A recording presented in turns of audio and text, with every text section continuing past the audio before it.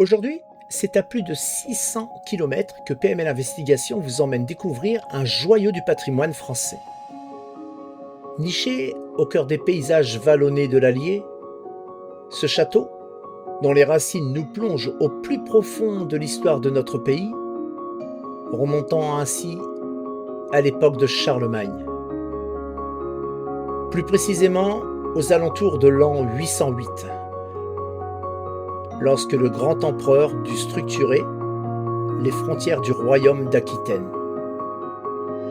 Ce château millénaire semble figé dans le temps, témoin de batailles, de trahisons, de passions interdites, voire même de phénomènes inexpliqués, est l'un des châteaux les plus mystérieux et peut-être même l'un des plus hantés de France. À l'origine, un fort en bois, il s'est vu fortifié au XIe siècle par Guillaume de Vos. Ainsi naissait le château de Vos. Cette forteresse imprenable servait à protéger la région contre les invasions et les guerres de territoire. Seigneurs, chevaliers et barons s'y sont succédés, chacun laissant son empreinte, mais certains ayant laissé leur âme. De ces murs naît une légende, celle de l'habitante la plus mystérieuse du château, Lucie, la servante maudite. C'est à la fin du XVIe siècle que l'histoire du château de Vos bascule dans la tragédie.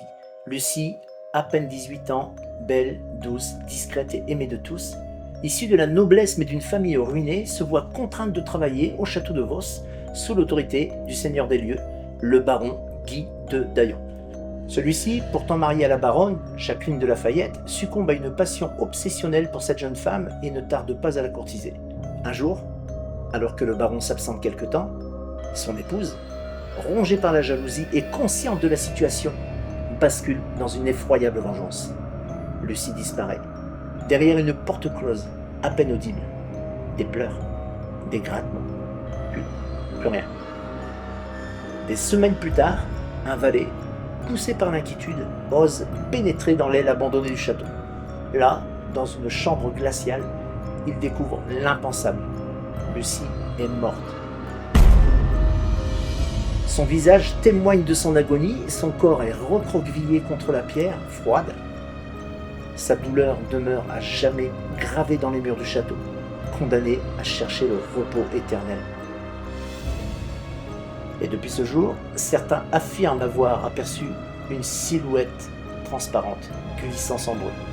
Avoir entendu des chuchotements, des grattements, ou bien même avoir été saisi d'un froid glacial même en plein été. Sur place, j'ai moi-même été témoin de phénomènes. J'ai entendu 4 pas, et bien qu'étant seul, ma porte s'est mise à frémir, et j'ai entendu le bruit métallique du crochet. À l'évidence, je n'étais pas seul. Était-ce ici?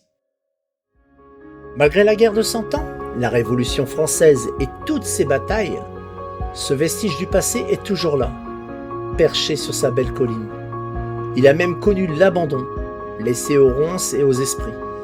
Il est aujourd'hui entre les mains d'une noble famille anglaise qui met tout en œuvre pour le restaurer. Mais qui sait si les pierres du château, témoins d'un millénaire de secrets et d'une terrible légende, laisseront quiconque troubler leur sommeil. L'histoire de Vos est loin d'être terminée. Je vous souhaite de croiser son regard et qui sait, peut-être vous y perdrez-vous. En attendant ce jour, PML Investigation vous invite à passer une nuit avec l'invisible derrière cette porte.